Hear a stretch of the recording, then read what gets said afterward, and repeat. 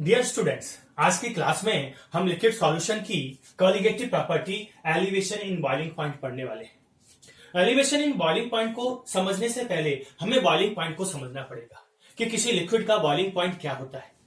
किसी भी लिक्विड का बॉइलिंग पॉइंट वो टेम्परेचर है जिस पर उसका वेपर प्रेशर एटमॉस्फेरिक प्रेशर के बराबर हो जाए। मीन्स हम कह सकते हैं the temperature at which the vapour pressure of liquid become equal to the atmospheric pressure. Means अगर हमारे पास कोई प्योर सॉल्वेंट है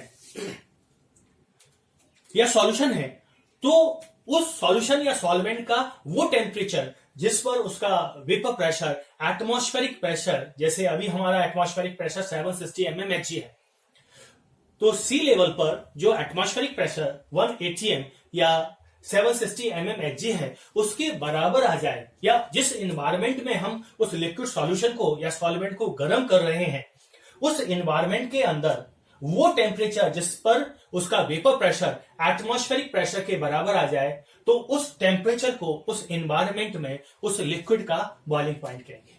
तो सिंपल सी बात है कि किसी भी लिक्विड का वो टेम्परेचर जिस पर उसका वेपर प्रेशर एटमॉस्फेरिक प्रेशर के बराबर हो जाता है उसे हम बॉइलिंग पॉइंट कहते हैं। अब हमने राउल्स लॉ में पढ़ लिया है कि जब हम किसी प्योर सॉल्वेंट के अंदर नॉन वॉलेटाइल सॉल्यूट मिलाते हैं, जब हम किसी प्योर सॉल्वेंट के अंदर नॉन वॉलेटाइल सॉल्यूट मिलाते हैं तो उसके वेपर प्रेशर में कमी आ जाती है। उसका रिजल्ट क्या होता है कि अब उस सॉल्यूशन को, जो सॉल्वेंट के अंदर नॉन वॉलेटाइल सॉल्यूट मिलाने से बना है, ऐसे सॉल्यूशन को अपना वेपर प्रेशर एटमॉस्फेरिक प्रेशर के बराबर लाने के लिए ज्यादा टेम्परेचर की रिक्वायरमेंट होती है, जिससे उसका बॉइलिंग पॉइंट बढ़ जाता है। इसे हम एलिवेशन इन बॉइलिंग पॉइंट कहते हैं। इसको हम इस ग्राफ की हेल्प से समझने की कोशिश करते हैं कि ये बॉइलिंग पॉइंट में इंक्रीमेंट कैसे होता है। सपोज करो ये एक ग्राफ है, ये ब्लैक वाला लाइन जो है ये एक ग्राफ है, ये किसी सॉल्वेंट के टेम्परेचर और वेपर प्रेशर के रिस्पेक्ट में खींचा गया ग्राफ है। तो हम देख रहे हैं कि जैसे जैसे हम टेम्परेचर बढ़ाते जाते हैं सॉल्वेंट का वेपर प्रेशर ग्रेजुअली इंक्रीज होता जाता है, और जब ये वेपर प्रेशर 760 mmHg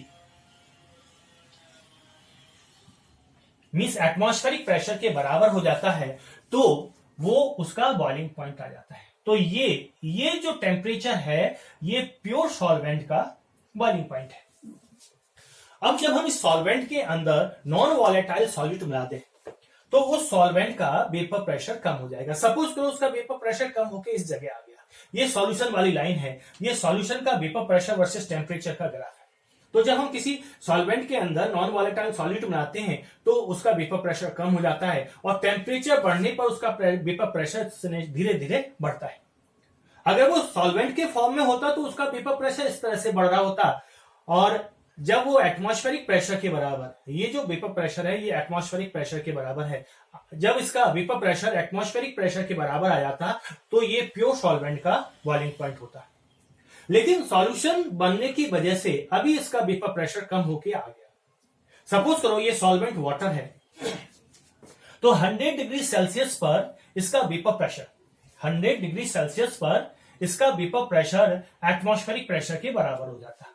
उस समय ये टेम्परेचर 100 डिग्री सेल्सियस होता और उसके अंदर कोई नॉन वॉलेटाइल सॉल्यूट जैसे यूरिया है, ग्लूकोज है, शुगर है, अगर हम डिजोल्व कर देते या कोई इलेक्ट्रोलाइट जैसे NaCl या KCl जैसा इलेक्ट्रोलाइट डिजोल्व कर देते तो उसका वेपर प्रेशर कम होके इस पोजीशन पे आ जाता। अब हमको एटमॉस्फेरिक प्रेशर के बराबर इस वेपर प्रेशर को लाने के लिए इसको और ज्यादा हीट या और ज्यादा टेम्परेचर इसका बढ़ाना पड़ता। तो इसका वेपर प्रेशर आगे जाकर अधिक टेम्परेचर पर एटमॉस्फेरिक प्रेशर के बराबर होगा।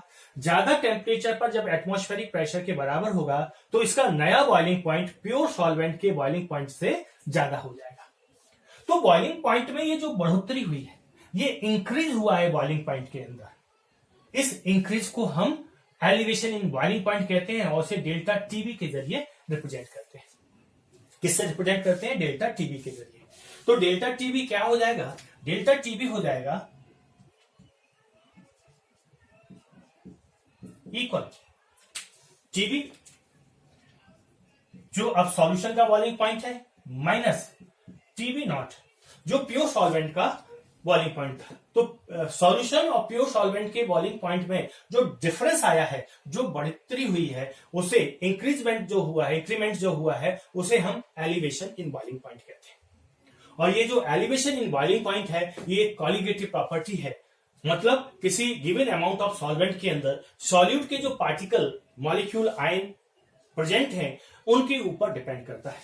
मतलब हम देखने में आया कि डेल्टा टीबी डायरेक्टली प्रोपोर्शनल है मोलर टी। तो डेल्टा टीबी डायरेक्टली प्रोपोर्शनल हो गया मोलर टी। अगर हम प्रोपोर्शनलिटी का ये मार्क हटाएंगे तो हो जाएगा delta TB equal KB into N. यहां पर जो केबी है ये प्रोपोर्शनलिटी कांस्टेंट है। ये जो केबी है ये क्या है? ये प्रोपोर्शनलिटी कांस्टेंट है। और यहां पर हम इसे एलिवेशन कांस्टेंट बोलते हैं। क्या बोलते हैं? Elevation constant. इसके अलावा इसको मोलर एलिवेशन कांस्टेंट या एबिलियोस्कोपिक कांस्टेंट भी बोलते हैं। तो इसका जो रिलेशन निकला है मोलरिटी से, वो क्या रिलेशन निकला है? Delta TB equal KB into N. इसको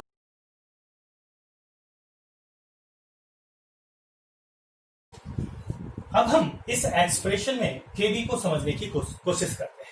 ये केबी क्या होता है? ये केबी एक प्रोपोर्शनलिटी कांस्टेंट है, जिसे हम एलिवेशन कांस्टेंट या मोलर एलिवेशन कांस्टेंट या एबिलियोस्कोपिक कांस्टेंट बोलते हैं। अगर हम केबी को डिफाइन करना चाहते हैं तो हम सबसे पहले क्या करें? सॉल्यूशन की मोलरिटी को 1 कर लें। सॉल्यूशन की अगर मोलरिटी 1 हो जाती है तो यहां पर एक्सप्रेशन में delta TB equal KB into 1 means delta TB equal KB हो जाता है। और इस कंडीशन में, इस सिचुएशन में हम केबी को बड़े आसानी से डिफाइन कर सकते हैं। केबी एलिवेशन इन बॉइलिंग पॉइंट है। केबी वो एलिवेशन इन बॉइलिंग पॉइंट है जब किसी सॉल्यूशन की मोलरिटी 1 होती है। Means KB is nothing but it is the elevation in boiling point when molarity of the solution is 1 or unit। तो इसकी ये डेफिनेशन आप नोट कर लें। Molar elevation constant may be defined as the elevation in boiling point when the molarity of the solution is unity or 1। केबी की unit है वो क्या है? केल्विन किलोग्राम पर मोल है। Means kelvin kilogram mole inverse. तो इस डेफिनेशन को आप नोट कर लें। वीडियो को पॉज करें और नोट कर लें। मेरे ख्याल से अब तक आपने इसको नोट कर लिया होगा। अब मैं इसकी डेफिनेशन को हटा देता हूं और इस डेरिवेशन को आगे डिराइव करते हैं। Delta TB equal KB into M है, तो delta TB equal KB into molarity का फॉर्मूला हम लिखते हैं। मोलरिटी क्या होता है? Wait of solute. हमने पिछले सारे डेरिवेशन में, सारी थ्योरी में बी को सॉल्यूट माना है और ए को सॉल्वेंट माना है। तो सॉल्यूट का weight in gram into 1000 upon molecular weight of solute into weight of solvent in gram. तो ये मोलरिटी का एक्सप्रेशन है जिसको हमने इस फॉर्मूले के अंदर, फॉर्मूला नंबर 1 के अंदर रखा। तो हमको ये इक्वेशन मिल गया। अब इस इक्वेशन को हम थोड़ा सा रीअरेंज कर दें तो डेल्टा टीबी इक्वल क्या हो जाएगा? 1000 KB into W B divided by M B into W. तो ये हमको एक्सप्रेशन मिल गया किसके लिए? एलिवेशन इन बॉइलिंग पॉइंट के लिए। अब इस एलिवेशन इन बॉइलिंग पॉइंट की हेल्प से हम नॉन वॉलेटाइल सॉल्यूट का मॉलिक्यूलर वेट भी फाइंड कर सकते हैं। अगर हमने experimentally elevation in boiling point find कर लिया, निकाल लिया, तो इसकी हेल्प से हम नॉन वॉलेटाइल सॉल्यूट का elevation in boiling point find कर सकते हैं। सॉरी, नॉन वॉलेटाइल सॉल्यूट का मॉलिक्यूलर वेट फाइंड कर सकते हैं। तो एम बी इक्वल हो जाएगा 1000 KB into W B upon delta TB into W. तो ये एक्सप्रेशन हमको मिल गया जिसकी हेल्प से हम नॉन वॉलेटाइल सॉल्यूट का मॉलिक्यूलर वेट फाइंड कर लेते हैं अगर हमने elevation in boiling point experimentally find कर लिया है। तो आप इसको, इस एक्सप्रेशन को नोट कर लें। अब इस एक्सप्रेशन की बेस पर हम कुछ न्यूमेरिकल प्रॉब्लम भी सॉल्व करते हैं।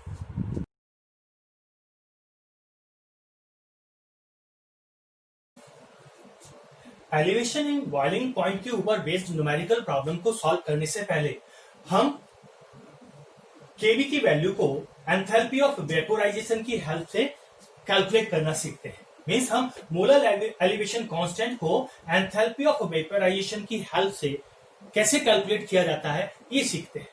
तो इसके लिए फॉर्मूला है Kb equal RT not square upon 1000 LV। यहां पर R क्या है? Universal gas constant. T boiling point है प्योर सॉल्वेंट का। ध्यान देना ये सॉल्यूशन का बॉइलिंग पॉइंट नहीं है, ये प्योर सॉल्वेंट का बॉइलिंग पॉइंट है इन केल्विन स्केल। और LV है लेटेंट हीट ऑफ वेपोराइजेशन इन पर ग्राम, लेटेंट हीट ऑफ वेपोराइजेशन पर ग्राम की हेल्प से। और latent heat of vaporisation equal हो जाएगा enthalpy of vaporisation delta H vaporisation, enthalpy of vaporisation upon molecular weight of solvent. ये सॉल्वेंट का मॉलिक्यूलर वेट है। हमने सॉल्वेंट को ए से रिप्रेजेंट करते हैं और सॉल्यूट को बी से रिप्रेजेंट कर रहे हैं, स्पेशली कॉलिगेटिव प्रॉपर्टी के केस में। तो हमारा ये जो फॉर्मूला है ये नया फॉर्मूला हो जाएगा कि Kb equal molecular weight of solvent into R into T not square. T not मैंने जैसे पहले बताया था ये है बॉइलिंग पॉइंट प्योर सॉल्वेंट का upon 1000 into delta H of vaporisation. ये फॉर्मूला आपको नोट करना है और अच्छे से याद करके रखना है, इसके ऊपर कई बार प्रॉब्लम पूछी जाती है।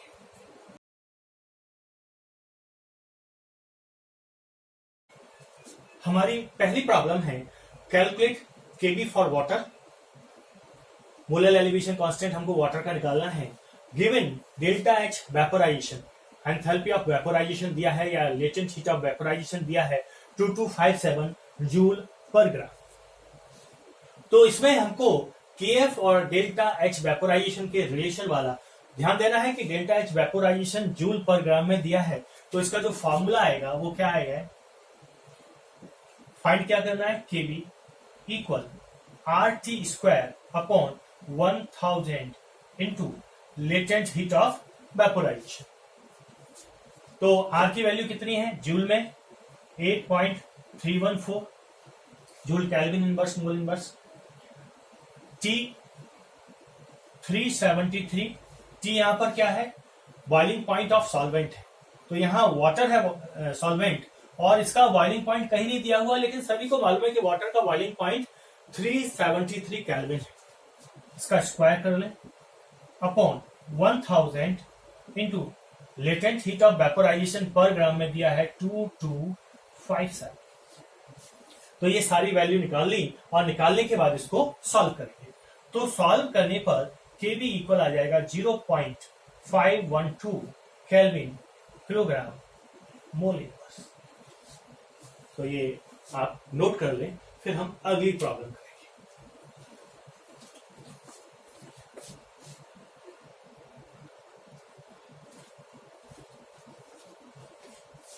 हमारी अगली प्रॉब्लम है the boiling point of benzene is 353.23 Kelvin when 1.8 gram of a non-volatile solute was dissolved in 90 gram of benzene.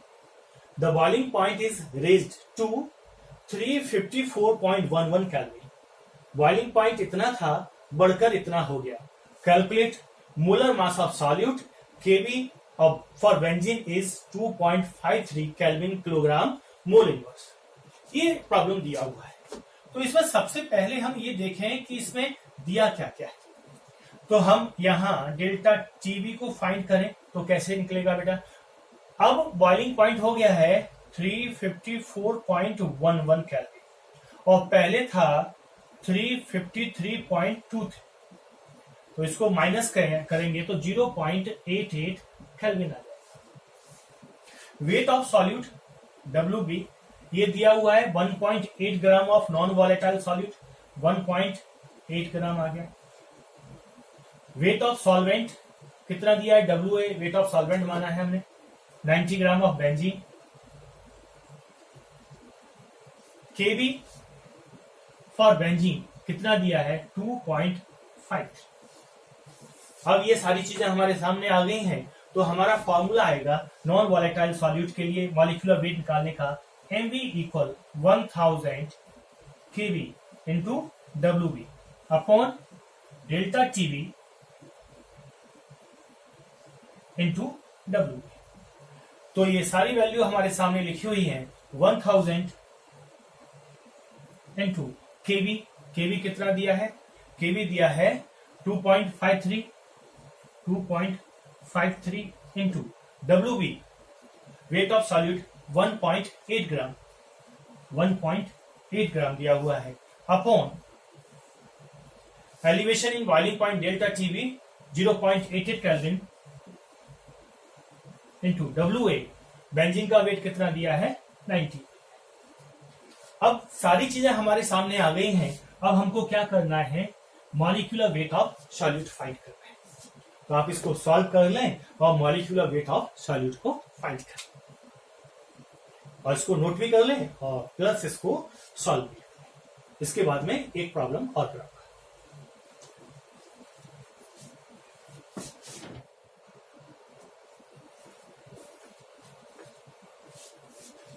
हमारी अगली प्रॉब्लम है 18 gram of glucose is dissolve in 1 kg of water. At what temperature will the water boils at 1.013 bar pressure? Kb for water is 0.52 Kelvin kilogram mole inverse. अब इसमें दिया क्या क्या है, इसके अंदर सबसे पहले हम WB देखें। वो दिया है 18 ग्राम ग्लूकोज।